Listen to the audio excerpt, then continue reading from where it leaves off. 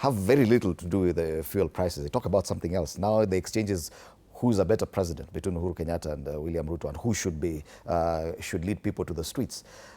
We may depend on politicians, but that also comes at a risk. They've let us down. They look to have been caught on a back step with this crisis of fuel. They waited until the transporters went on strike. How come they waited until that?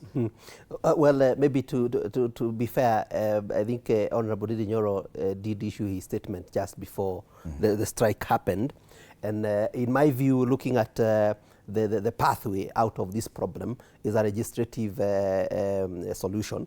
And I do not understand why, especially the Secretary General of the ruling party, UDA, would have a problem with a legislative assembly being called back to come and solve a national problem. And I think, in my view, what the Honorable Riithi Nyoro is suggesting is part of the solution.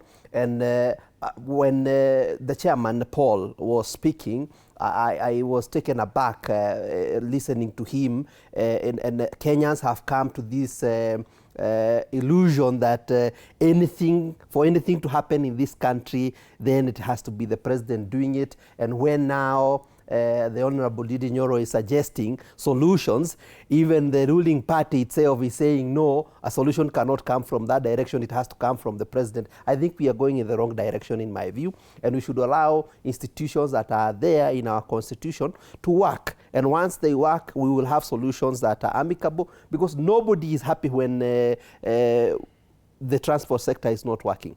For instance, me as a person, I didn't go to work for the last 2 days. My children didn't go to school.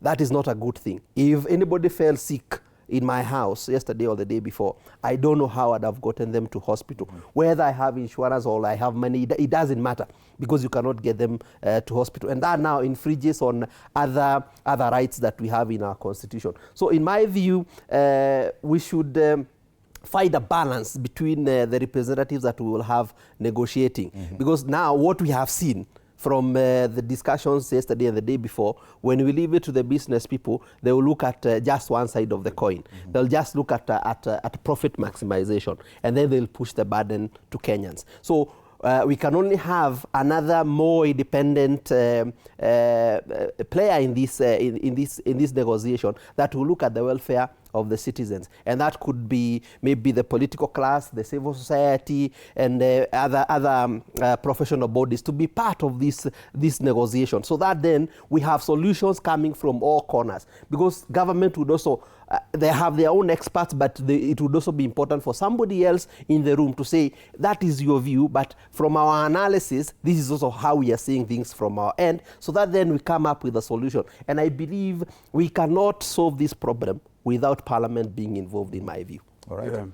Why the reluctance by Parliament, Dr. Mbai? Because even your members, people who support you, have been there. It's only Ndindi Nyoro's lone voice